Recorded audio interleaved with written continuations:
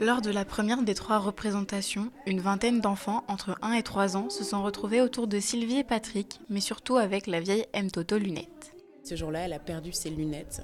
Donc, ce qu'elle s'apprêtait à faire, sa routine est complètement bouleversée puisqu'elle elle ne voit pas comme d'habitude. Et en fait, l'idée, c'était de reprendre le chemin inverse, c'est-à-dire qu'elle est comme si elle découvrait tout, comme un enfant dans sa première année de vie qui découvre tout. Tout est nouveau. Et je trouvais ça intéressant d'avoir un espèce de parallèle des deux extrémités de la vie. Donc c'est une histoire dans laquelle il n'y a pas de personnage enfant, mais en même temps les enfants s'y retrouvent quand même, puisque cette fameuse Toto Lunette, elle leur ressemble beaucoup d'une certaine manière.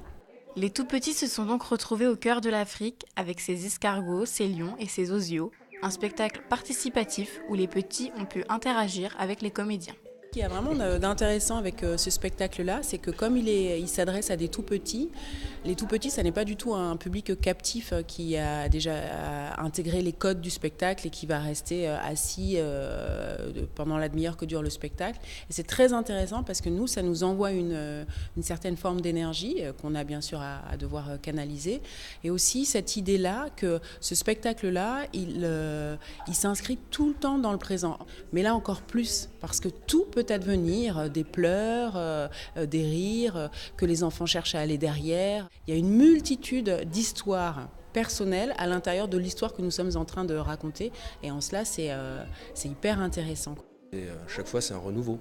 Et c'est très enrichissant, je pense, pour les spectateurs, mais pour nous aussi, quoi. Enfin, moi, personnellement, j'apprends énormément à chaque fois par l'échange, quoi. Donc c'est merveilleux. Quelle leçon. Une expérience toujours différente où le conte se marie à la fois au chant et à la danse, mais surtout à la musique. Parce qu'en Afrique, et même en Europe, il y a longtemps, les mots étaient portés par de la musique. La musique créait l'univers, et dans cet univers, le conteur évolue, et voilà, là on est dans l'échange. On a vraiment la même conception des spectacles musicaux, c'est-à-dire que pour nous, la musique, c'est une parole à part entière. On vient pas, c'est pas quelque chose qui vient colorer ou quelque chose qui vient illustrer dans le sens le plus négatif du terme. Non, là, c'est vraiment une autre parole, c'est encore un autre langage, c'est encore une autre grammaire, et tout cela, ça vient s'enchevêtrer, et c'est ce qui donne la forme au spectacle. Par exemple, Toto Lunette, je ne peux pas le raconter sans Patrick.